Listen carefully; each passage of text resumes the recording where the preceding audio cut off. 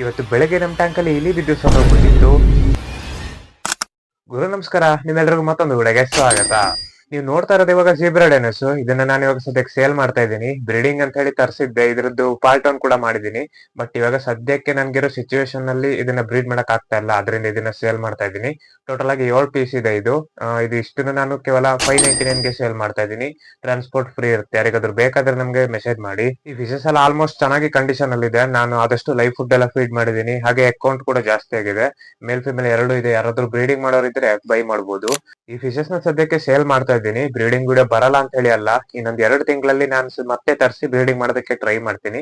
ಇವಾಗ ಇರೋ ಸಿಚುವೇಶನ್ ಅಲ್ಲಿ ಬ್ರೀಡಿಂಗ್ ಮಾಡಕ್ ಆಗ್ತಾ ಇಲ್ಲ. ಟ್ಯಾಂಕ್ ಎಲ್ಲ ಸ್ವಲ್ಪ ಶಾರ್ಟೇಜ್ ಬಂದಿದೆ, ಆದ್ರಿಂದ ಸೇಲ್ ಮಾಡ್ತಾ ಇದ್ದೀನಿ. ಇಲ್ಲಿ ನೋಡ್ತಾ ಇರ್ಬೋದು, ನಮ್ ಟ್ಯಾಂಕ್ ಅಲ್ಲಿ ಹೆಗಣ ಬಂದ್ ಸತ್ತೋಗ್ಬಿಟ್ಟಿದೆ. ಈ ತರ ನಾನು ಎಷ್ಟೇ ಟ್ಯಾಂಕ್ ಅನ್ನ ಕವರ್ ಮಾಡಿಟ್ರು ಟ್ಯಾಂಕ್ ಅಲ್ಲಿ ಕಪ್ಪೆ, ಹಲ್ಲಿ, ಹೆಗಣ ಎಲ್ಲ ಬಿದ್ದು ಸತ್ತೋಗ್ತಾನೆ ಇರ್ತವೆ. ಇದನ್ನ ತೆಗಿಯೋದೇ ಕೆಲಸ ಆಗ್ಬಿಡುತ್ತೆ. ಇನ್ನೊಂದ್ ಸ್ವಲ್ಪ ಹೊತ್ತಾಗಿದ್ರೆ ನಮ್ ಕ್ರೇ ಫಿಶ್ ಇದನ್ನ ತಿನ್ನಕ್ ಸ್ಟಾರ್ಟ್ ಮಾಡ್ತಾ ಇತ್ತು. ಕೊನೆದಾಗಿ ನೆಟ್ಟಿನ ತಗೊಂಡ್ಬಂದು ಇದ್ರಲ್ಲಿ ಬಿದ್ದಿದ್ದು ಇಲಿನ ತೆಗೆದು ಹೊರಗಡೆ ಹಾಕಿದೆ.